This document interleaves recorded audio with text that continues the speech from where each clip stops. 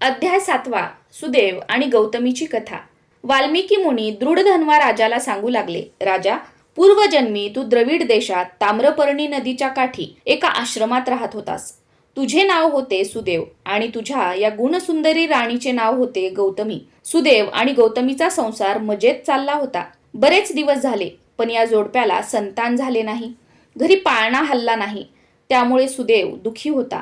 त्याला गौतमी म्हणाली, अहो, पण समजा की पुत्र झाला आणि तो जर वाईट निघाला तर आणखी दुःखच. अंगराजाला वेन नावाचा पुत्र होता. त्या पुत्राने मातापित्यांना इतका त्रास दिला की शेवटी त्या मातापित्यांना घर सोडून थेट अरण्यवास पत्करावा लागला. असे आपले होऊ नये. छे छे, ते काहीही झाले तरी आपल्याला पुत्र पाहिजेच. असे म्हणत सुदेवाने पुत्रप्राप्तीचा जणू ध्यासच घेतला. त्याने भगवान विष्णूची आराधना केली, खडतर तपश्चर्या केली, नुसत्या पाण्यावर वर्षानुवर्ष तपाचरण केले. अखेर त्याच्या त्या कठोर भक्तीमुळे भगवान विष्णू प्रसन्न झाले. गरुडावर आरूढ होऊन भगवान विष्णू सुदेवाकडे आले. सुदेवापुढे उभे राहून भगवान विष्णू म्हणाले, वत्सा, मी प्रसन्न झालो आहे. काय मागणे आहे ते सांगा.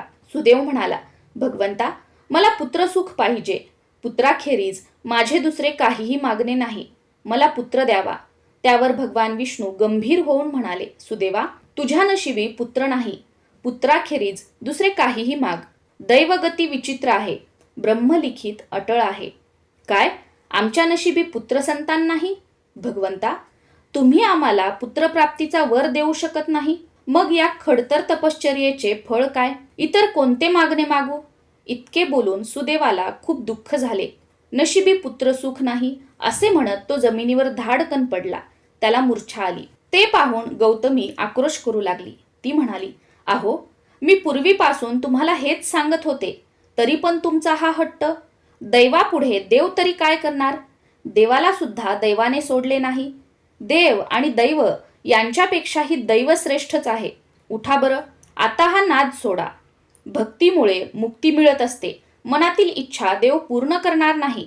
दैवात लिहिले असेल तसेच घडणार. त्याला देव काय करणार? भगवंता, तुम्ही दर्शन दिले एवढेच पुरे झाले. गौतमीचे ते बोल ऐकून गरुडाला त्या जोडप्याचा थोडासा राग आला आणि दयाही आली. तो विष्णूंना म्हणाला, ऐकलं का देवा? देवभक्तीपेक्षा दैवी शक्तीच श्रेष्ठ असते. हे शब्द आपल्याला कमीपणा आणणारे आहेत. दैवापुढे देवाचे सामर्थ्य चालत नाही. असा जर जगाचा समज झाला तर यापुढे कोणीही देवाची भक्ती करणार नाही. नशिबावर हवाला ठेवून लोक वाटेल ती कर्मे करतील. देवाचे आणि भक्तीचे काहीच का महत्व नाही? मग भगवंता, तुम्ही या सुदेवाच्या खडतर तपश्चर्येला प्रसन्न होऊन येथे येण्याचे श्रम तरी का घेतले? जे त्याच्या नशिबी आहे ते तो तुम्हाला मागत आहे. तुम्ही समर्थ आहात. तुम्ही नक्रपाशातून गजेंद्राची सुटका केली. ध्रुव बाळाला अढळपद दिले. मग या जोडप्याला फक्त एक पुत्र पाहिजे, तो तुम्ही का देऊ शकणार नाही?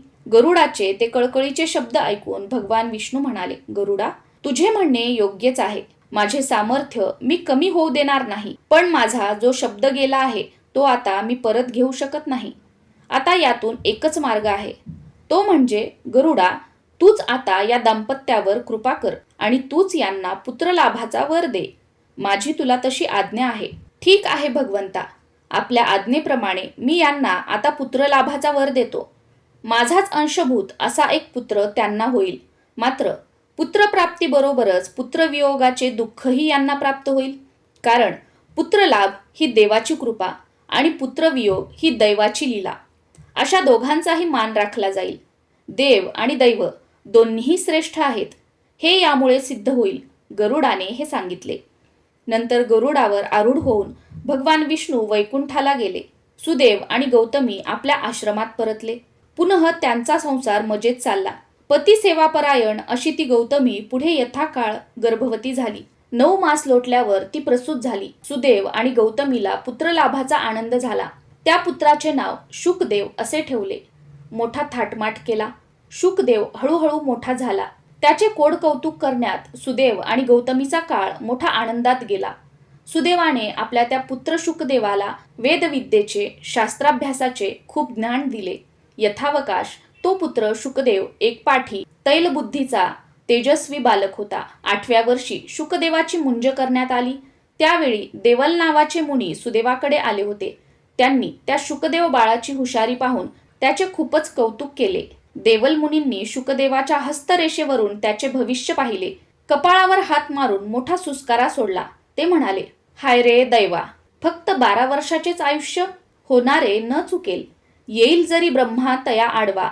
वाल्मिकी मुनी दृढधन्वा राजाला ती शुकदेवाची कहाणी सांगू लागले. पुढील कहाणी 8व्या अध्यायात ऐकावी. सुदेव आणि गौतमीची कथा संपली नाही.